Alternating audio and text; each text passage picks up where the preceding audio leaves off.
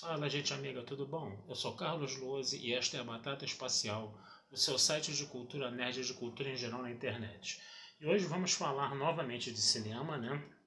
Nosso assunto principal aqui, né, na Batata Espacial, tá? E vamos continuar a falar da famosa mostra, né, que já estamos aqui divulgando há um certo tempo, do Scorsese, né? O Scorsese, né? Que está colocando os filmes aí do Scorsese, mas mais ou menos lá do início da carreira do Scorsese, tem alguma coisa um pouco mais recente, mas realmente está se revisitando mais o início da carreira dele, tá? O que é interessante, né? Dá oportunidade para muitas pessoas poderem ver muitas coisas, né, na tela grande, né, que é uma coisa que você só via na televisão, né? E hoje eu quero falar de um documentário que ele fez em 1978 chamado O Último Concerto de Rock. É um documentário sobre uma banda de rock chamada A Banda, né? É interessante isso, né? E os caras, depois de 16 anos na estrada, em turnê, né? Eles estão achando que aquela vida está desgastante demais, né? E eles vão parar de fazer a turnê, eles decidem fazer, tipo assim, um último concerto mesmo, né? Uma última valsa, né? Como eles falavam, né?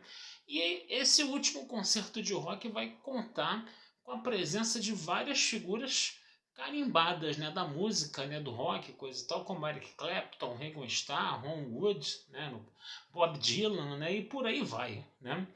E aí a gente vai ver o Scorsese entrevistando o vocalista dessa banda, né, que é a banda, né, no caso, né.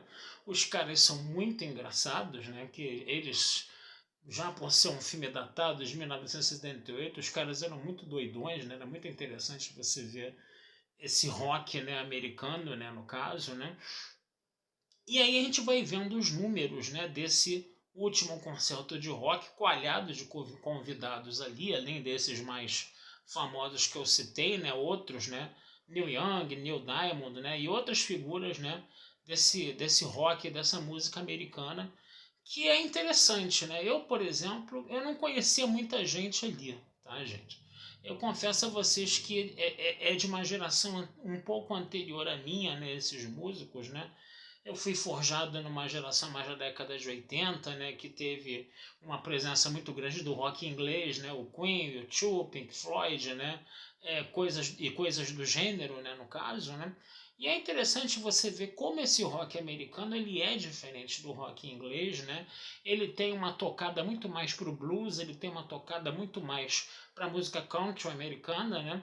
E você vê essa mistura de gêneros, né, nesses shows aí, né, nesse show, né, que é feito, né, e é interessante você ver, né, como é uma música diferente, né, como é um rock diferente de quem foi criado mais na década de 80, que está acostumado mais com rock inglês, né.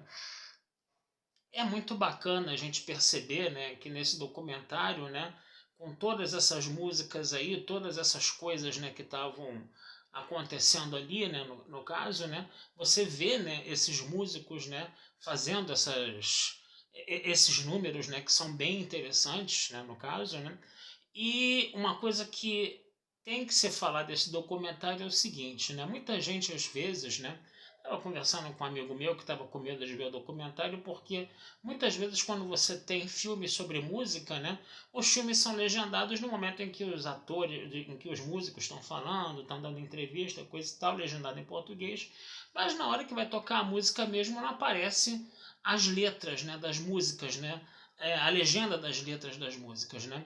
E esse documentário ele optou por fazer o quê? Ele optou por, né, ser legendado em português, lá no momento em que o Scorsese entrevistava o vocalista, legenda em português direitinho, como a gente está acostumado a ver, né? E na hora dos números musicais você via as legendas em inglês, né? Então, quem sabe ler inglês, entendeu? Conseguia pescar o sentido das músicas, né? E conseguia entender a rima, né?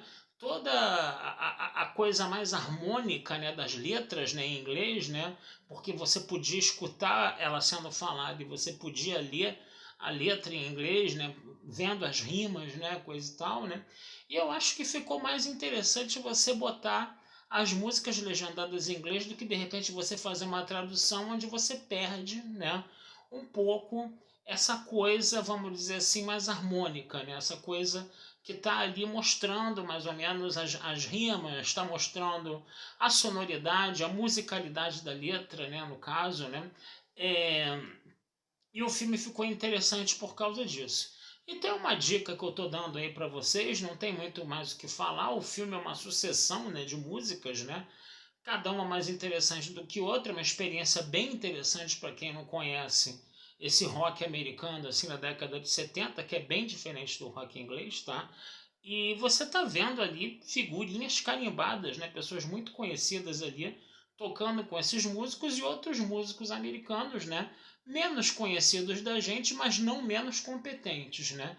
Então foi uma experiência bacana, gente. Foi uma coisa legal. Você tem contato com uma coisa de uma época diferente, uma música diferente, que hoje em dia a gente não está mais acostumado a ver por aí, entendeu? E de repente, se não houvesse esse documentário, a gente nem teria o conhecimento dessas músicas, né? Só as pessoas mesmo, especialistas, né, nessa área, entendeu?